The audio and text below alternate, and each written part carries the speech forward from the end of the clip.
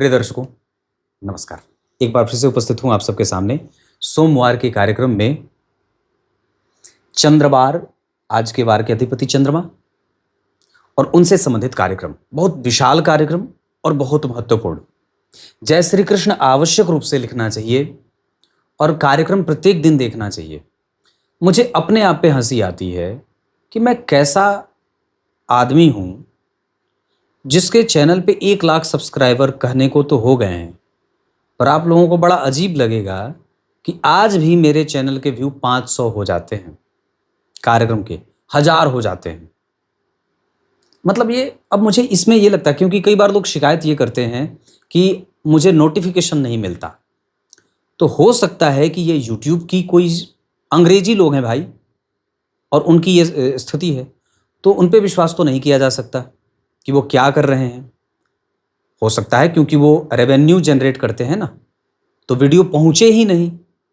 लेकिन फिर भी मैं ये भी बात सोचता हूं कि बाकी के लोगों के तो कार्यक्रम चलते हैं, मेरे ही नहीं चलते। तो हंसी आती है कि तो क्या ही कहूं, पर फिर भी, और इस पे कभी बात करेंगे। लेकिन फिर भी आप लोगों को बात कहूंगा कि कार्यक्रम प्रत्येक दिन देखना चाहिए और प्रत्येक दिन देखा करिए।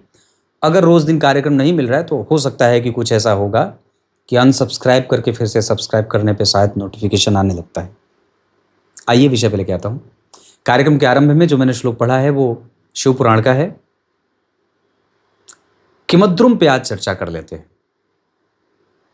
क्योंकि कई बार लोगों की कुंडली में जो चंद्रमा अकेले अकेले हो जाते हैं तो कई बार उन्हें ये भ्रम हो जाता है, या कई बार ऐसी हो जाती है स्थिति कि नहीं, मेरी कुंडली में किमद्रुम दोष लगा है।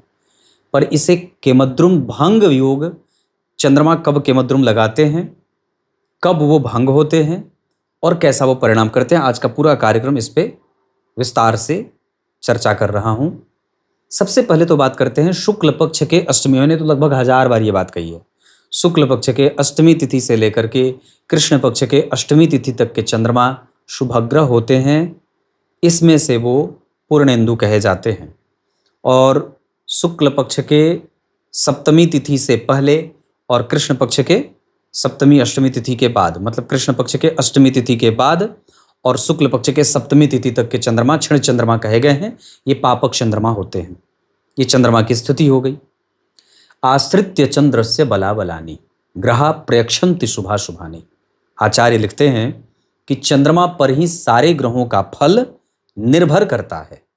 और अगर आपकी कुंडली में चंद्रमा लग्न में, द्वितीय में, तृतीय में, चतुर्थ में, पंचम में, नवम में और एकादशवें में बैठे हैं तो ये अतिरिक्त बलवान हो जाते हैं।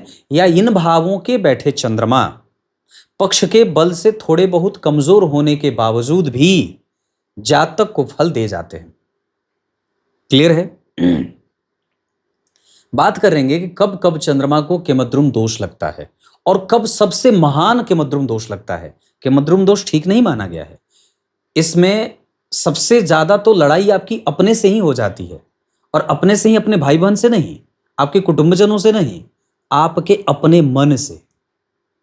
क्योंकि चंद्रमा को मनस्तु हीतगु कहा गया है। चंद्रमा मनसो जातः। यहां जब आप स्वयं से ही लड़ रहे हैं तो आपका आत्मविश्वास तो पहले ही छितराया हुआ है, तो वो तो डगमग डगमग पहले ही कर रहा है, तो वो क्या किसी के सामने प्रस्तुत होगा। और चंद्रमा से वर्तमान का विचार किया जाता है।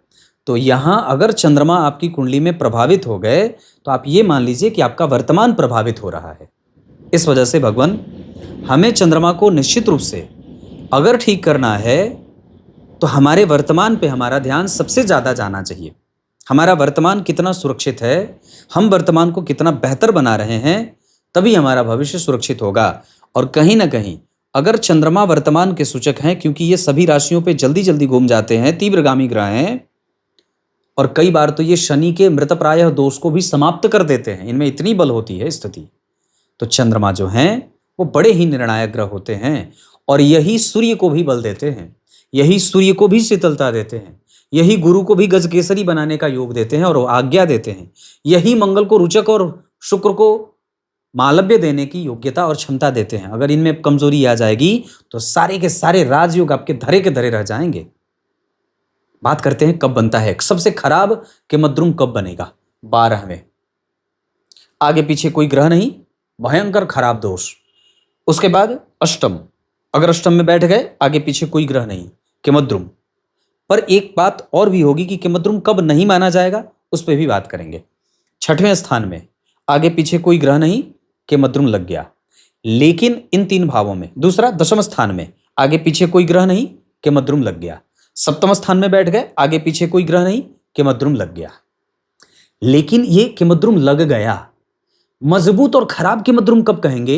जब यहां चंद्रमा बैठे हैं, यहां बैठे हैं, यहां बैठे हैं, यहां बैठे हैं, जहां जहां मैंने कहा है, यहां कहा है, यहां कहा है, यहां, यहां, यहां, इन भावों में चंद्रमा बैठे हैं। और अगर इनके आगे पीछे कोई ग्रह नहीं तो किमद्रुम लग गया। लेकिन सबसे भीषण किमद्रुम कब होगा?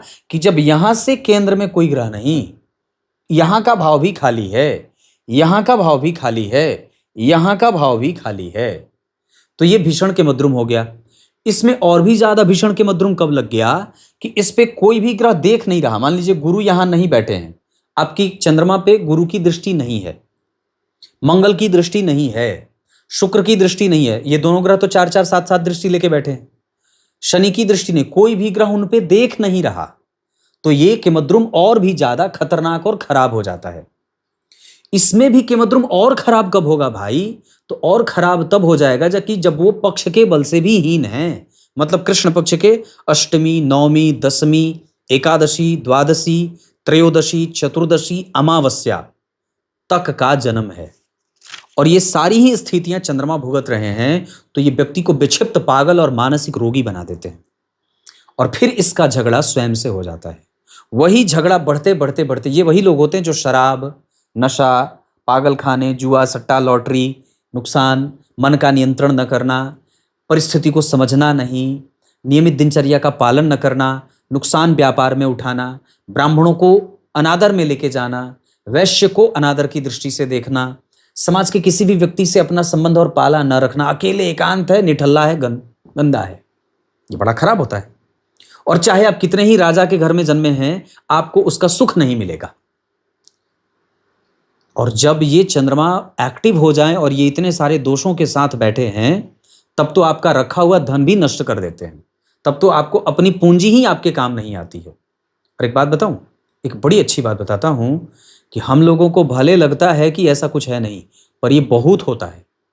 आप माने ना माने, ज्योतिष जैसा विषय हर उस जीव को प्रभावित करता है जो इसमें विश्वास करे या ना करे। वो अपना काम कर रहा है, दूध गर्म है, अग्नि गर्म है, हाथ डालेंगे तो जलेगा ही जलेगा, चाहे वो बच्चा हो, चाहे वो बूढ़ा। योग्यता, क्षमता और ज्ञान आपको अग्नि से बचा देती है।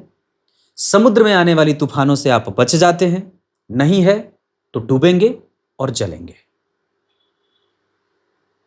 ये ग्रह हमें ये बताते हैं कि हमारा मित्र और हमारा शत्रु कौन है, कब हमें सावधान और कब हमें आराम से रहना है। तो ये तो खराब किमद्रुम हो गया।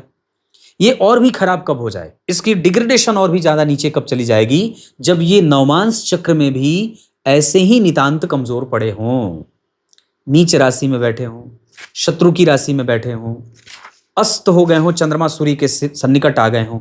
एक बात और बताता हूं, जो नया सिद्धांत है, मैंने कभी नहीं बताया अपने कार्यक्रम में। चंद्रमा के ठीक पीछे अगर सूर्य बैठे हों और चंद्रमा के ठीक आगे अगर सूर्य बैठे हों, और अगर वो उस कुंडली के लिए काहे नहीं पंचमेश, नवमेश, दशमेश, एकादशेश होते हैं, उनका बल भी कमजोर हो जाता है। वो फिर राजयोगों के परिणाम देने से वंचित हो जाते हैं। है ना नई बात? और इस पे मैंने एक और सिद्धांत बताया था जो आचार्य पाराशर का सिद्धांत था।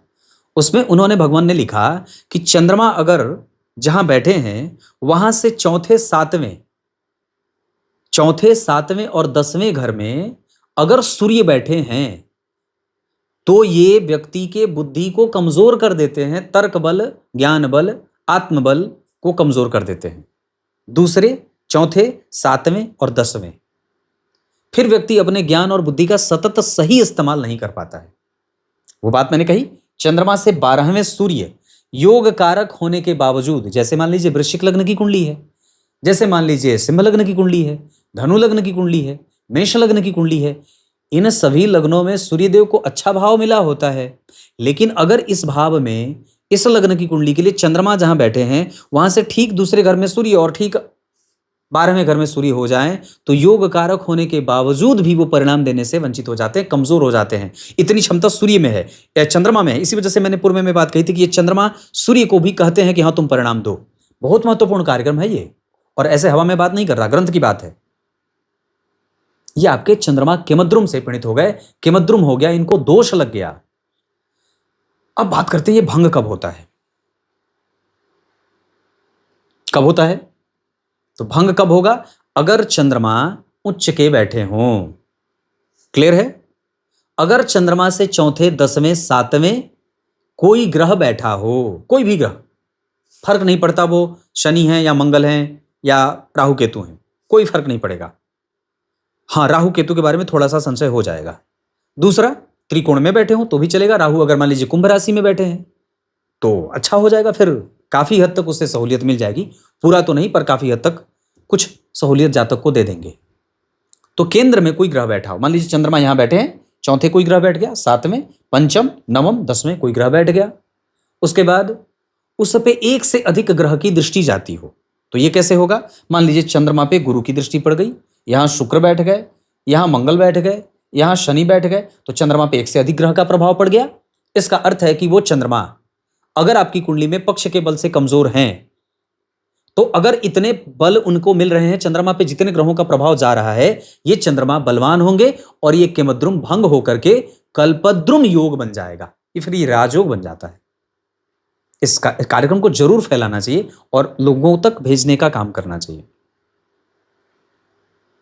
ये चंद्रमा यहां से भंग हो गए। अब इसके बाद अगर चंद्रमा आपकी कुंडली के नवांश चक्र में अपने नवांश में बैठे हैं, या तो उच्च के नवांश में हैं, वृष राशि में नवांश में बैठे हैं, या तो कर्क राशि में बैठे हैं, या तो फिर सूर्य के साथ, गुरु के साथ, मंगल के साथ बैठे हैं, किसी से तो इनकी मैत्री होती है, शत्रुता तो है नहीं, लेकिन शनि की राशि में ना हो, मकर कुंभ में होते हैं तो थोड़े नुकसान देते हैं, वृश्चिक राशि में ना हो, मतलब नीच की राशि में ना हो, तो भी ये चंद्रमा आपके किमद्रुम को भंग करने की शक्ति सामर्थ्य रखते हैं।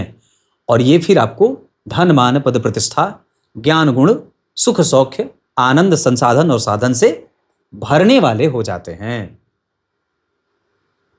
कुछ समझ में आ रही होगी बात?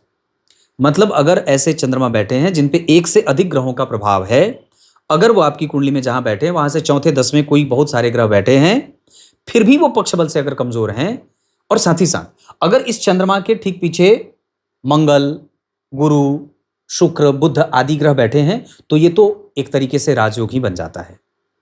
तो कहने का अर्थ इतना सा था कि आप अपने चंद्रमा को समझ जाइए, फिर आपको समझ में आने लगेगा कि आपके चंद्रमा कितना आपको देने वाले बन रहे हैं। और ये बात मैंने जो कही है ये प्रामाणिक है, कोई ऐसे हवा में मैंने तीर नहीं मारा है। तो किमद्रुम को आपने समझ लिया, किमद्रुम भंग कैसे होता है ये समझ लिया, और कब वो किमद्रुम भंग कल्पद्रुम बन के राजयोग बन जाता है ये भी समझ लिया। तब तक के लिए बहुत बहुत नमस्कार।